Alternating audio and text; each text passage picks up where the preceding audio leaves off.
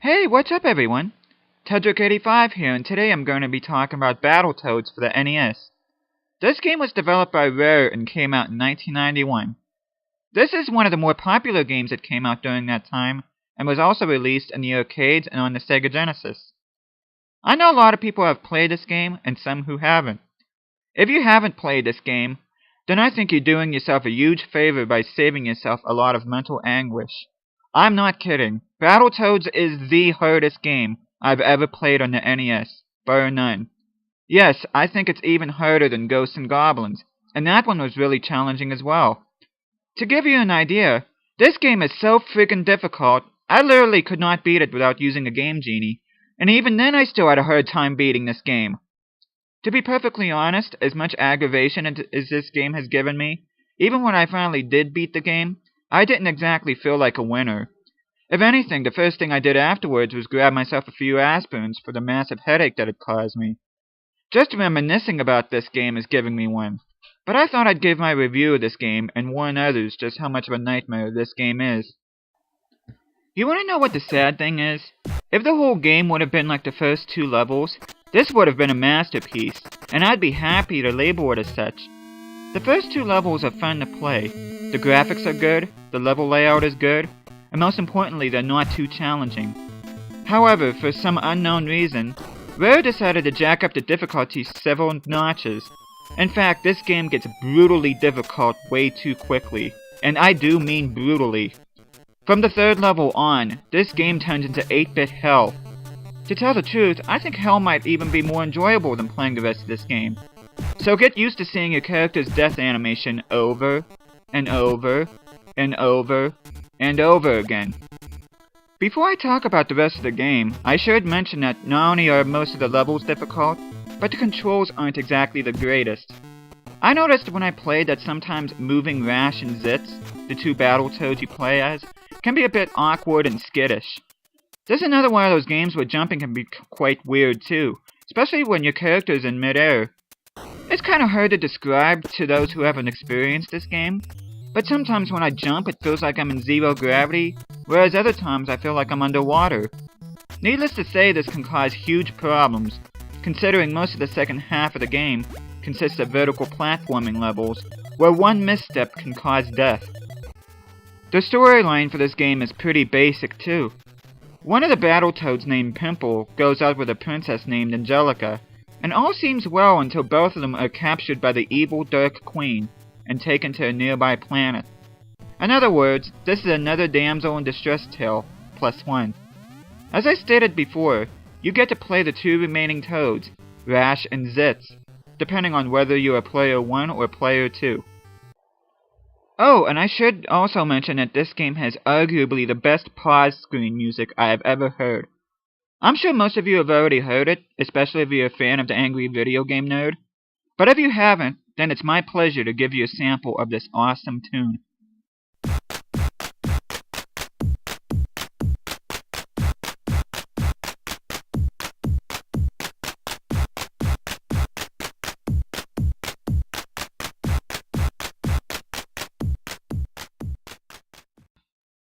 How can you not bebop to the beat of this powerful rhythm?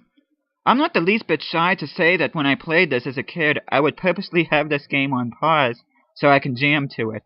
If anything, it serves as a temporary way to let yourself down if you find the game's difficulty getting to you. The rest of the music in this game is very good too. The soundtrack to this game is among my favorites on the NES, but chances are you'll be too busy trying to beat the level you're on to even notice how great the music is. Besides the level design and controls, another aspect that makes this a challenge is that you must complete this game with 3 lives and 3 continues. This might sound like a lot at first, but once you start playing and burning all of your lives up, you're gonna wish you had more. Don't be surprised if you end up losing all of your lives and continues in one level. I am not kidding, this is how hard this game can be. I can tell you from personal experience that one of the hardest levels in the game is level 3. Also known as the Turbo Tunnel level. This is the infamous level most people that have played this game talk about, and for good reason. In order to beat this, you must have reflexes that are godlike. The obstacles you must evade move so fast that you literally have less than a split second to react to them. Oh, and let's not forget about the ramps that you need to go on in order to reach certain sections of the tunnel. Because you're moving so fast, it's hard to get yourself lined up to them. And if you're so much as a fraction of an inch off, you will miss them. If you think the 3rd level is hard as hell, that's a cakewalk compared to the 7th level. The 7th level is titled Volkmeyer's Inferno, which is fitting considering the word Inferno is synonymous to hell, which is what you have to go through to get through it. I'm not exaggerating. It took me over an hour to get through this stage. The only way you can get through this level is by trial and error, in particular when you get on the speed bike. Not only do you have to know how and where to position yourself on the screen, but your reflexes have to be superhuman to get through the electrical barricades here. Your reflexes have to be absolutely perfect to navigate your way to the exit, and if you're even so much as a millisecond too slow, and I wish I was exaggerating here but I'm not, you will not make it. So let me get this straight. Rare expects you to beat this game with only 3 lives and 3 continues? Are they freaking kidding me? You'll be lucky if you can get out of the 3rd level without using all of them up. There's also a surfing level that is similar to this, but isn't nearly as difficult, but still poses a ton of problems. I must say that despite how hard the levels in this game can be, I enjoy the variety in them. There are horizontal platformers, vertical ones, auto-scrolling ones, ones where you must race to the end of the level without dying, and even one where you get to be on a giant snake. I have to be honest, the snake level is arguably my favorite in this game. Not only is it different from all the other ones, but I actually think it's not that hard once you figure out exactly how the snake moves and where you need to position yourself. Oh, and I should mention that the stage also has a warp zone in it. Speaking of which, there are 3 in all, and they can be pretty challenging to get to, especially the one in the turbo tunnel level. You get to skip a couple of levels by using one, possibly ones that you might have been struggling to get through. If you think this game is easier if you play with a friend, think again, because this game is virtually impossible to beat in 2-player mode. If either player loses all their lives, then it's game over and both players have to start the level they're on all over again. What kind of nonsense is this? Not to mention how completely unfair that is to the other player. So say for example player 1 is completely cleaning house, and has all their lives or most of their lives, and player 2 loses all of theirs. Player 1 cannot continue even without the other player. This is so wrong on so many levels. In most other video games, the other player gets to play as well until they lose all their lives too. I think this is one of the most convoluted BS things I've ever seen in a video game. So unless you and your friends are gaming gods, there's literally no way anyone can possibly beat this game in 2-player mode. Like I said earlier in my review, even if you do beat this game, chances are you won't feel like a winner. Even the game's ending feels like a slap in the face after all that you've gone through. After you defeat the evil Dirt Queen, which by the way I should mention that she tries to get a cheap shot on you with her death animation. So if you're on your last life and have 1 unit of health left and she gets you, you have to start the fight all over again! You get to see the Toads and Princess Angelica flying off in their ship in one lousy screen for all of your efforts. Not exactly satisfying, is it?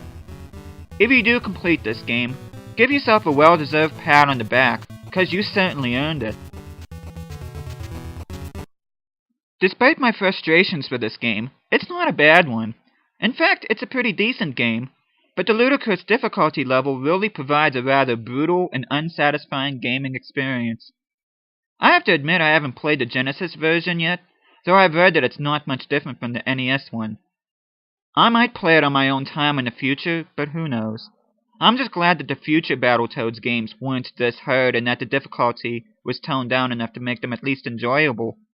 If you feel lucky and want to challenge yourself to a piece of platforming at its very hardest, then be my guest to give this game a go. If you're the type that either gets frustrated easily or is looking for a fun game to play that leaves you smiling, it would be wise to skip this game. This might be a popular game, but it doesn't mean anything if it's for the wrong reasons. And being among the hardest games ever conceived is certainly not a good reason. This is Tedrick85 speaking. Thanks for watching, and see you next time.